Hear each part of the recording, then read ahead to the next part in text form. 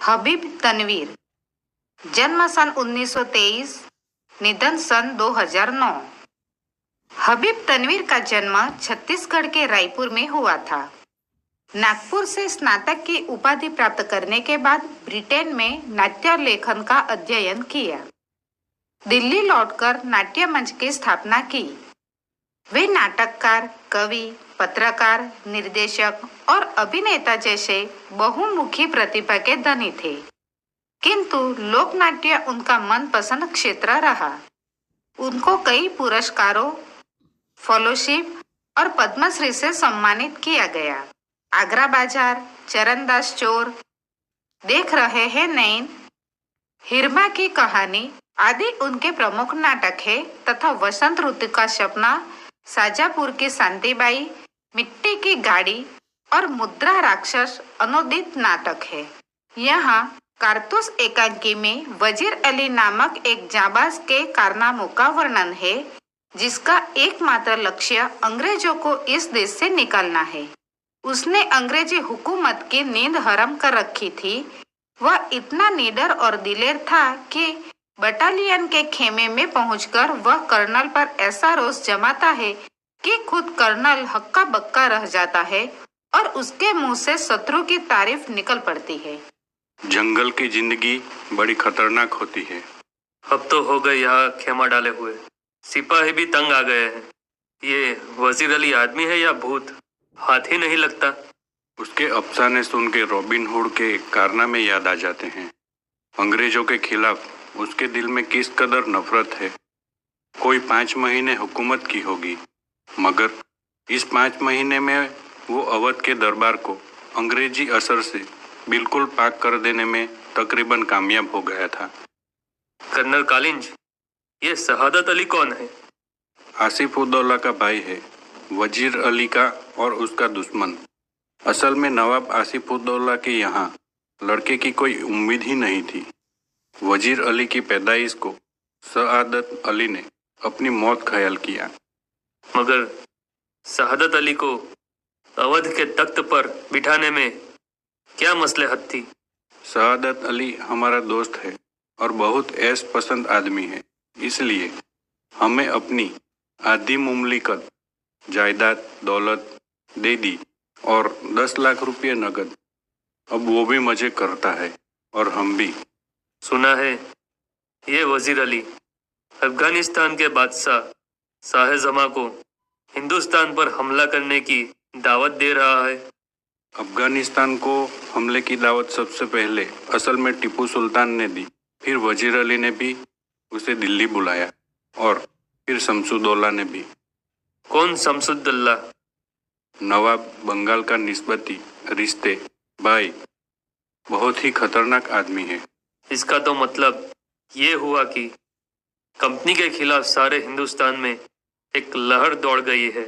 जी हाँ, अगर ये कामयाब हो गई तो बक्सर और प्लासी के कारनामे घरे रह जाएंगे और कंपनी जो कुछ लॉर्ड क्लाइव के हाथों हासिल कर चुकी है, लॉर्ड बेलजली के हाथों सब खो बैठेगी।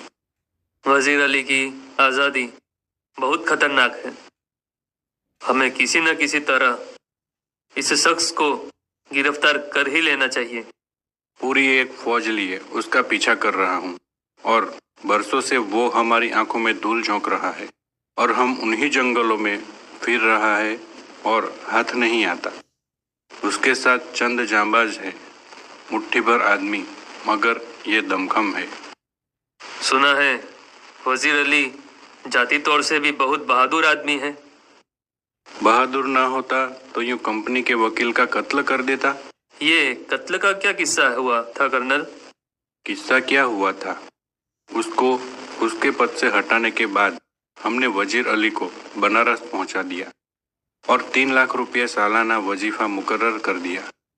कुछ महीने बाद गवर्नर जनरल ने उसे कोलकाता तलब किया।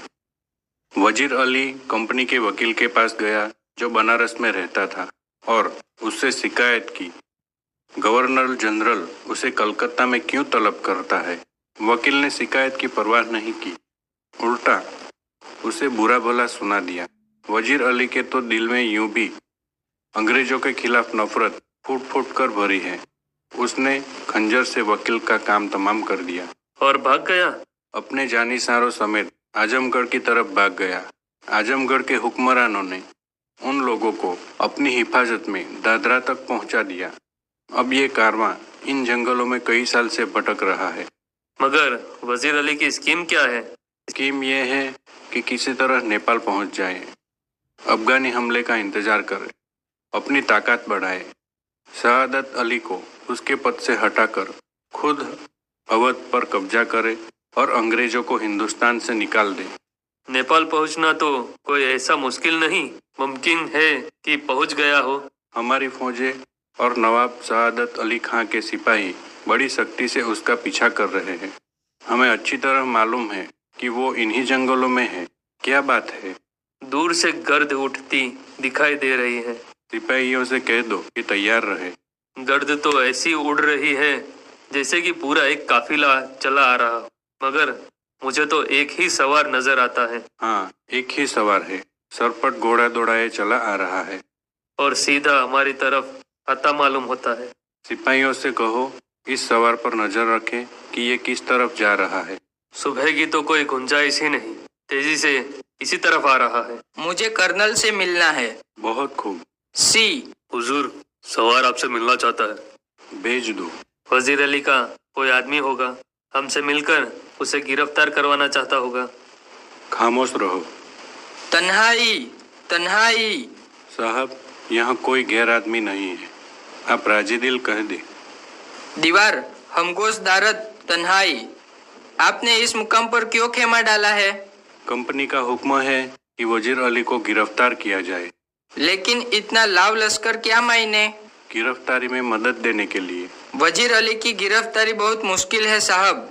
क्यों? वो एक जांबाज सिपाही है। मैंने भी यह सुन रखा है। आप क्या चाहते हैं?